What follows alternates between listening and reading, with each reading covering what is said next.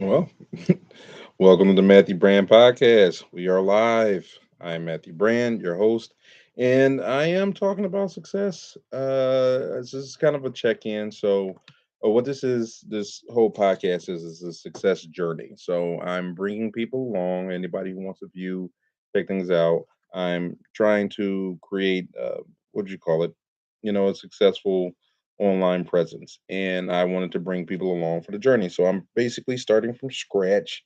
I have some familiarity with doing things more written, but as things change up, the written thing isn't as popular. So I am trying to bring people along for the journey to see if I can create something and people can learn along the journey. So I know there's a lot of people who are like online gurus, different stuff like that. They act like they have it all figured out. Some people do have it figured out. I'm not saying no one does, but what I will say is that it does help to experience things along the way.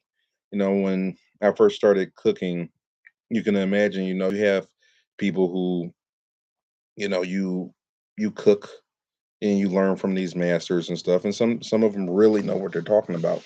But you only gain so much from, just reading a book from them or, learning what it is. You gain so much more from, when you're actually in the kitchen doing the work. You get a foundation when if you go to like culinary school, you get like a foundation.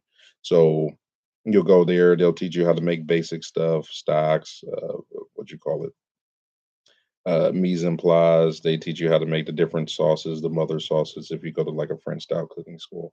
And they'll teach you how to, do certain pastries.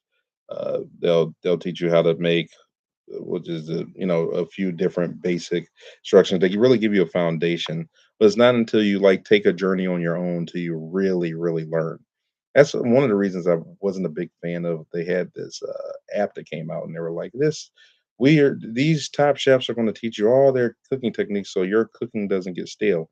And I was confused when I saw that because I was wondering who was it for? Because it seems like it's for the people who gets I hate to say this, like, scammed into cooking school, because, if you were ever going to go into cooking school, before, you probably got that speech where it was like, "Hey, pursue your culinary creations and show the world your culinary creations," but that's not really the career if you're in, sorry.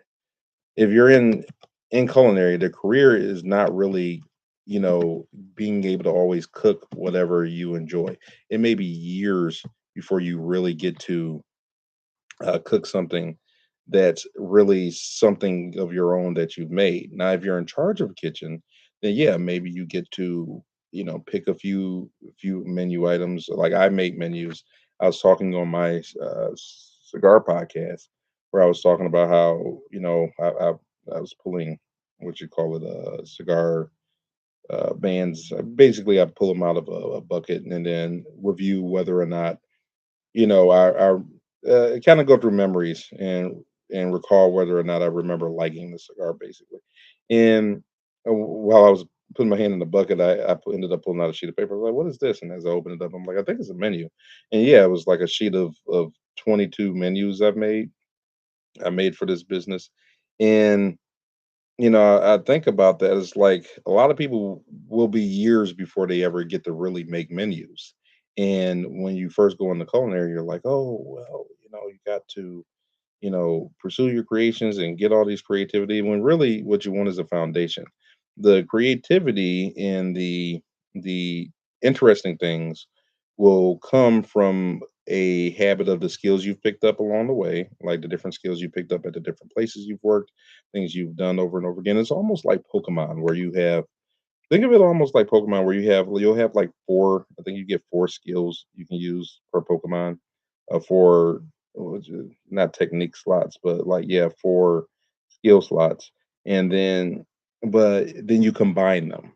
So you'll have a mastery of, I mean, not saying you're limited to four, but you have a mastery of a good handful, and then after that, you'll combine and do various stuff with them. You'll learn what you're good at as time goes on, but that takes a lot of practice. It's not something that just happens right away. It usually happens as you're, what'd you call it? You're, over and over again, doing these skills. Like One job I worked at, I had to shuck oysters, and I shucked a lot of oysters. I really like perforated my thumb meat, I guess was it, my palm a lot. When I was first learning how to shuck oysters, and I ended up, getting the technique down. And one time, I had like a crap ton of oysters to shuck, like a giant bag, and they they gave me these oysters, and I just wasn't able to do them super fast. There's a large order, and it's not that I was just moving as fast as I could, but they were like, the maitre d was like, I need these oysters, I need these oysters, I need these oysters, and I'm like, why don't you get your, he was an older guy, and I want you come over here and do it. And he came over, and I mean, he zoomed through those like in seconds, and I'm like, well, I guess I might as well just wrap it up. I've been doing this for, I think it was maybe like, a while. I had been doing it regularly for a while, and I wasn't getting any faster. I felt pretty ashamed of myself, and that this older guy came over there, and then somebody came over and whispered to me, he's like a oyster shucking champion, and somewhere in New England, like he's one of the best oyster shuckers in the world. Who would have known? Who would have known?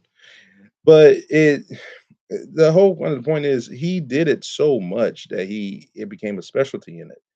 And even me, I thought I was behind, but then I came across there was a competition where this high end chef, like I think it was two, it was like a really experienced sous chef and another, what was it? It was another person who had entered the competition. So she was like a, a big competitor in the culinary world or something like that. And so it was a guy and this woman who was a guy who was like a high end sous chef, and a woman who was a big competitor. And I smoked them, both of them. I mean, I wasn't any better than that. It was like around the same time, and I was like, how? How did I do that? And it turns out they don't shuck oysters anywhere near as much as I do. I was doing it daily, and they barely ever had done it before. Like they might have done it once or twice in passing, and that's kind of how it is in like culinary school. Sometimes you do it, maybe a couple times in passing, and then you move on to the next thing because you're building a foundation. You're getting the familiarity, basically. Where, if you actually work at a restaurant where that's your job, you're doing it over and over and over again. So that's kind of the method I'm taking towards the online thing. Like as far as, have I done this before? Yes, but as far as it matters, I'm pretty much a newbie. So I'm just going to keep cranking it until I, get some experience, and hopefully that experience leads to, a good form of profit in the future. So uh, I don't think I have anybody checking in yet. That is something I will have to look in the future. Of course, you'll need some type of base of people to actually tune in. But in the meantime, it will be, what would you call it? Sometimes you get one of those deals where people are just popping up. They're scrolling through it and they come across your feed. But my guess is eventually I'll probably have to wait till I build some subscribers before I go live again. That way, at least it could be like a event or something like that. But I really just wanted to do a check in, and talk about how so far the online journey has been going. So really quick, I started off, and then I immediately, I mean, it's just been one problem after the other. I'm not complaining. I'm just saying that's a lot of times that's how online work goes for me. It's just like one hiccup after the next. So the first hiccup, the first thing I had, like almost out the bat, my computer just, it didn't take a dump. It's not like it doesn't work anymore, as far as I know. I think it works, but it just wouldn't connect to the internet anymore. So obviously, I needed to connect to the internet. That's pretty important.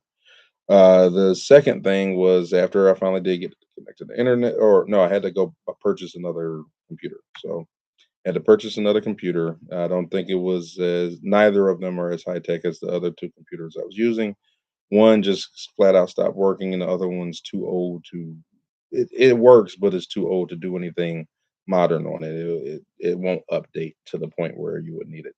So those are the two things I was dealing with as far as computers. Then I got the computer. I went and bought a used computer. Came home, found out that they gave me the wrong charger. And of course, after I left, the store died. store was it? The store closed. So then I had to go in and purchase a what do you call it? One of those what is it called? The the universal chargers. I had to go like get a universal charger armor just so I can like get going. So I went and got a universal charger. That worked, but it was they only had the expensive one. Apparently all the other ones were so and this one was in a beat up box that was like taped together. Like when I bought it, that's how it was. And I was like, is this used? Was this a return? And they said, no, somebody just opened it up and looked at it. And I was like, oh, okay. But I got it and it worked, but it wasn't working great. So by the time I got back to the store, I bought the used computer from, got the real charger. I ended up returning it, more time, more gas. Then I went to, do some, start recording. The computer was moving extremely slow. So I had to go and look up all these ways to make the computer faster. Long story short, you can't switch these, apparently, these modern Windows or something. This is a laptop. You can't switch it to high efficiency mode normally anymore. That was one thing. Then I had to go and delete all and change. So I changed the settings to, I believe it was what was the original? The original setting was the updates. I had to change the updates to like be at a later date, so that helped. And then I had to type in like literally input in the what do you call it? I'm not super tech savvy. I'm not completely computer illiterate, but I'm not super tech savvy. A command prompt. I had to put in a command prompt, a literal thing to pull up the high efficiency mode and switch to that. So I had to, spend time doing that. Then, I wanted to uh connect to, then I had to set up the YouTube accounts. Then I had to what do you call it? Get some time to record the videos. I just was like, you know what, screw it. I don't have the time to wait for all of this. So I just started recording a few on my phone after I got done hanging out with my son in a play date or something like that. So you'll probably see that video. I'll probably have like a red shirt that's it looks like I was outside playing. you know, it's it's dad stuff. What else are you gonna do? So yeah, and I just stopped what I was doing and just started recording. And so that was pretty much the week. Oh, I downloaded I think it's called OBS. Forgive me if I'm wrong. So then I had to figure out how to use OBS. And then I had to, so I was going to try and do a reaction video. I did a test one. I did on Company Man's, whatever Company Man. I did on like the latest video. I hadn't watched it yet. So I was like, I watch a lot of his videos. It's something I used to do like every Wednesday. It just, I don't know, when me and my son's mother split up, it was just something to help distract me. And it just so happens like Wednesday is the day where, I drop them off, so it will help distract me from not thinking about, you know, not spending the rest of the evening with my sons, and kind of keep my mind occupied for the drive. So I was like, I came in like a regular, just like a routine almost of Company Man, but it stopped popping up in my algorithm until just recently. It started popping up again. Well, I think that's because I was manually typing it in a few times, and then it did started popping up again. Anyway, I like Company Man, and I like his video, so I was like, "Hey, I haven't seen this one yet. Let me do a test reaction video on it." So I was using OBS software. I did just practice using it before.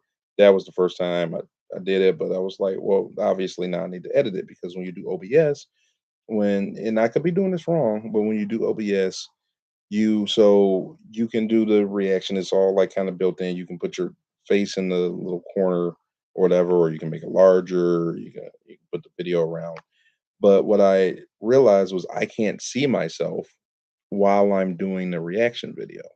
And I was like, well, that's not helpful because I have no idea what I'm looking like. Am I actually looking at the camera?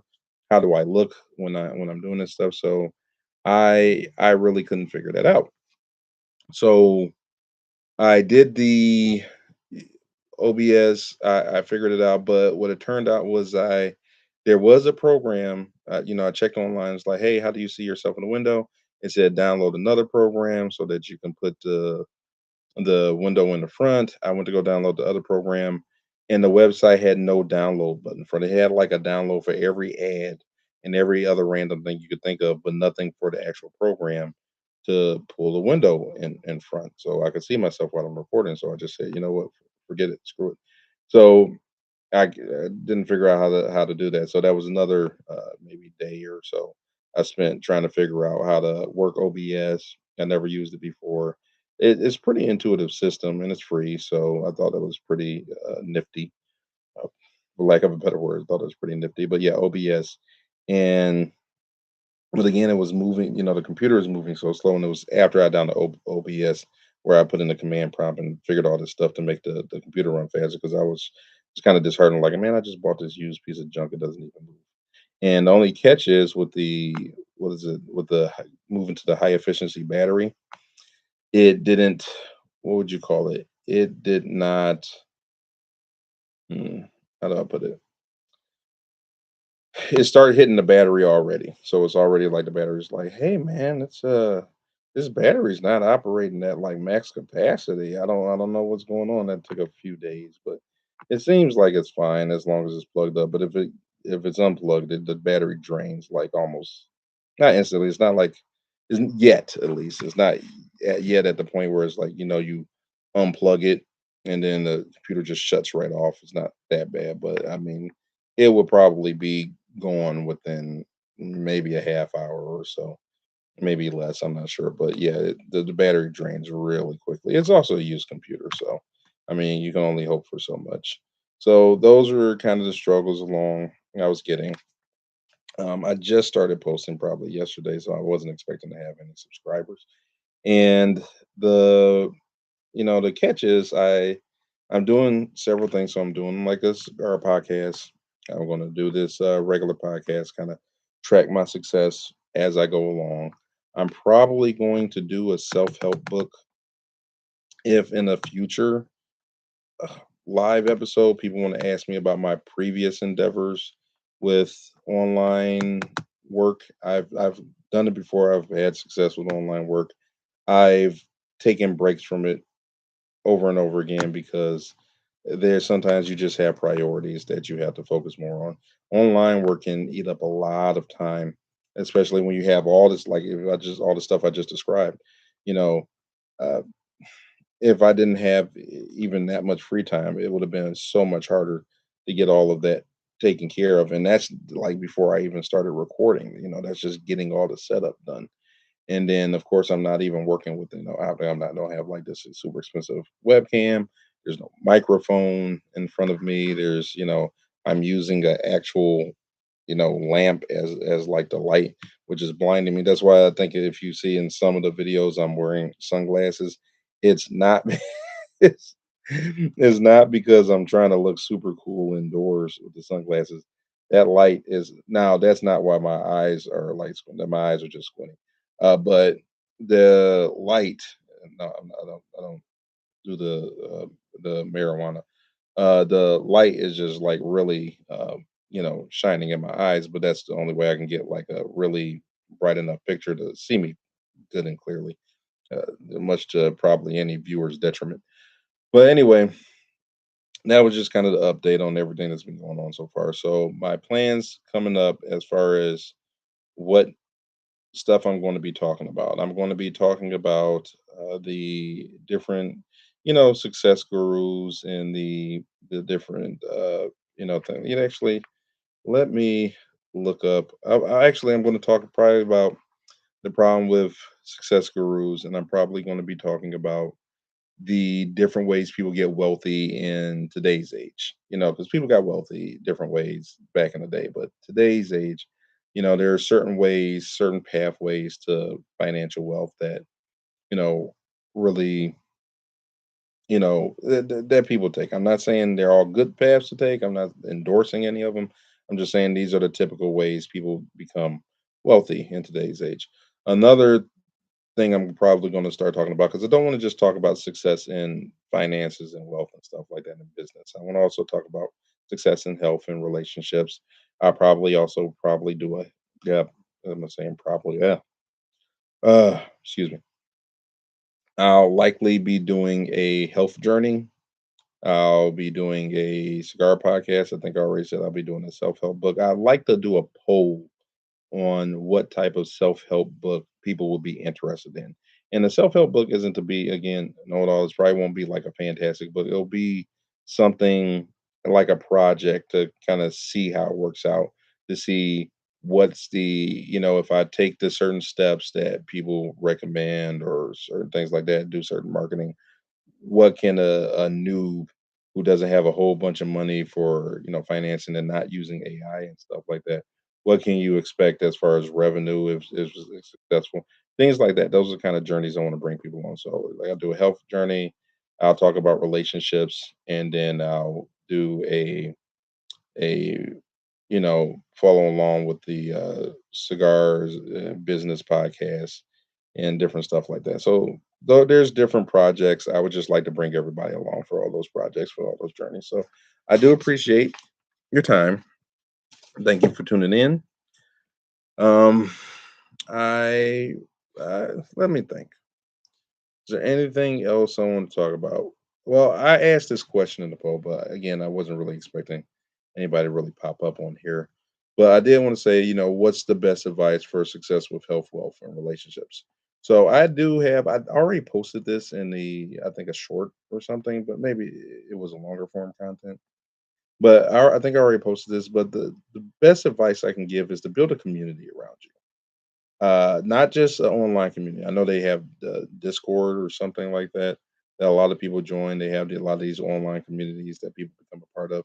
Those are good. I'm not saying they're bad, but nothing really quite, what would you say, takes the place of having a large group of actual people you're connected to, that you talk to, that you can sit with, that can be there for you when you're feeling down, that can give you hookups and all these types of things that are right around you.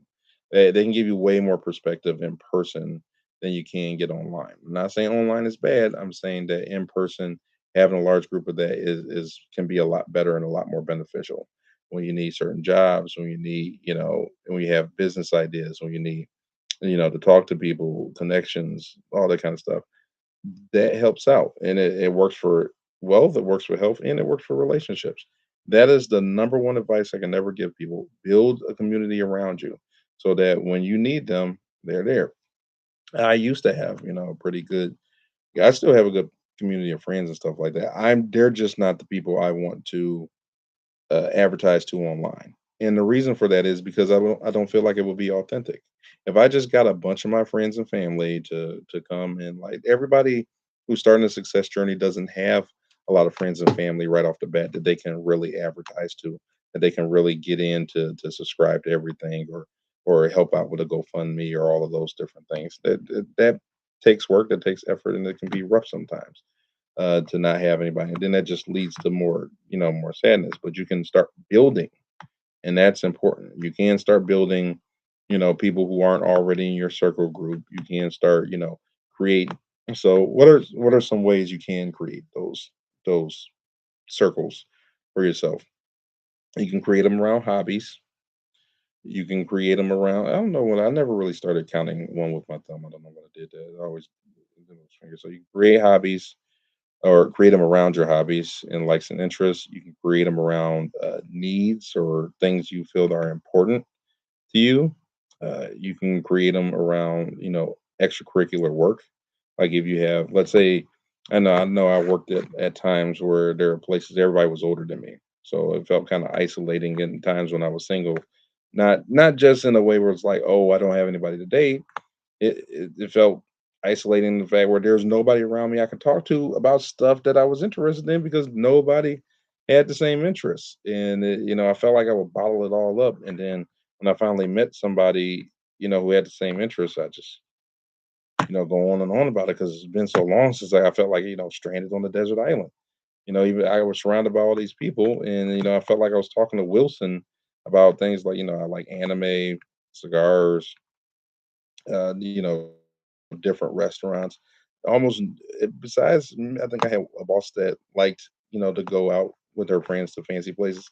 Other than that, I didn't really have anybody to talk to about any of that stuff because they were either too old, and all that stuff was a long time ago, or they were too young. And one is you can only talk to young people about so much stuff anyway.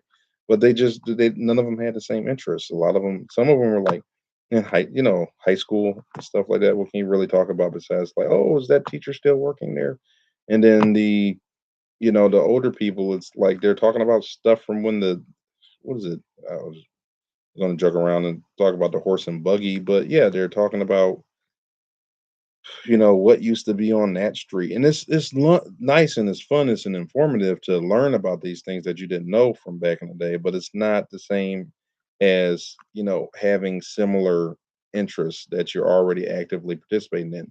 When I first worked before, was it back during the recession? There were a lot more people my age working at these jobs, and we could talk about the movies that just came out, or we could talk about the Marvel movies were really big at the time. We could talk about comic books, anime, even the Bible, or different theologies and philosophies and stuff like that. The older people who I work with, they didn't have an interest in that stuff, or they were so stuck in their mindset, they were kind of bigoted about it, and that was a shame on its own. We people my age, we could even just talk about the founding fathers. Just founding fathers. You could talk about you know uh, weapons and booze, and I don't really drink or smoke weed, but they had all these conversations about that kind of stuff. It's just stuff for more like people your age. Now I'm much more around people my age, but would say back then it was like, being in the desert. So I had to go out of my way to find communities. And I actually ended up finding it around literature. So books, I like books. Sorry about the shaky, but I like books. So I found it around books, and I found a girl that I really, really liked, who was really interested in literature. And the crazy thing is even if it's something you like that's very niche, if you find somebody, think about it, you're probably one of the only people that also has that interest, and you guys can really bond over something like that. Yeah, I bonded with a lot of people over books during that time period, and it went on for a while. I think I made a lot of really good friends just talking about books, and it wasn't just like classic literature or American literature. It was we talked about, like, it was one friend that we're into the housemaid. Uh, was it Housemaid Secrets? Is that a series? I want to say, yeah, but Frida McFadden. I might say that wrong. Frida McFerrin or Frida McFadden. One friend was into that. Another friend was into a very raunchy Peter Pan book series. It was some very violent affections going on, if you catch my drift. So they were into that kind of book, and she was a big fan of Peter Pan. I just didn't think she was a fan of Peter Pan in that way. But apparently she was. So fun friend though. I mean, think she's great. I had another friend that I bonded to. We were talking about books that that they don't you know that often get banned in libraries, or aren't welcome in public spaces as much and stuff like that. I had another friend who was a big fan of like rainbow people romances. That was another one. She really liked the either the rainbow people romances, or she liked the kidnappy. I think there was something like you or something. I never watched that Netflix show, but it's things along those lines. You or there was something she watched called 365. I didn't watch it. I haven't seen it yet, but books along those lines. She liked those kind of books, and I'm willing to read. If I have the time, I'm really to check out a lot of anything. It screws the heck out of my algorithm sometimes. It really does. But yeah, check out one book. One girl, she had a book she was reading about Hades. It was Hades and Persephone. It was a urban was it urban fantasy series with Hades and Persephone, and that one just screwed the crap out of my algorithm. It was bad. It was really bad. I gave it a shot. I didn't think it was a bad book. I thought it was. I mean, it was fun. But I could bond over books and stuff like that, where a lot of people, and if you go in the book, well, that's some for whatever reason that's more women oriented. I don't know. So if you were a guy, looking to become more acquainted with the female persuasion, get into literary groups, and then let's say you're trying to become more success oriented groups. A lot of times they have meetups with young business folk. The problem is there's a lot of them who, again, you can come across more gurus, people who are telling you how to make business by telling you about how to make business by, you know, and that's how they do business, by telling people how to make business. There is no real end rope, to the or there's no end to the continuous pyramid scheme, I guess, where it's like everybody's just telling someone else the tools and essentials and the classes and the courses they have to tell you how to do good in business, even though their only business was ever telling other people how to do good with business. Eventually, that gets kind of flooded, and only one of the people in that pyramid scheme ends up at the top. I'm not going to say who's kind of at the top right now, but people will end up at the top. People will do well doing that. It's not the same as what I'm trying to do here, though. So, unfortunately, that is another catch up, another little fugazi. What else do they have? But yeah, if you go into like young entrepreneurs, you can sometimes meet and connect with other, artists. If you're an artist, if you're a YouTuber, content creator, comedian, all those different people have groups, and you can meet up with them, chat, get to know one another. If you're into voice acting, if you're into even D&D, like there's tons of D&D groups and different stuff like that. So whatever you're into, you can build those connections, and those people, eventually you'll run into people who are connected to other types of stuff that you're interested in getting into. That's just, how it goes. So that's my best advice. Build a community, but start it with it around your interests. Your interest can be the seed. It can grow out and branch out into a lot of different things. You'd be surprised how much it can help. I can't tell you how many different things, little projects I've had. I don't want to say businesses, wink wink, but projects I've had where just having that community around me really got things going off the ground. Anyway, I appreciate you guys for tuning in. Thank you for your time. If you're feeling kind, if you're feeling gracious, please hit a subscribe. It'll really help support things. A like will really help support things.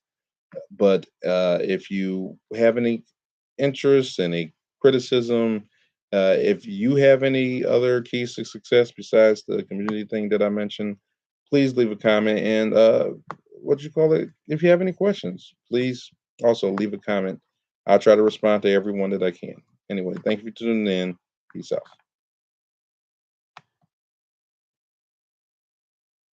Uh,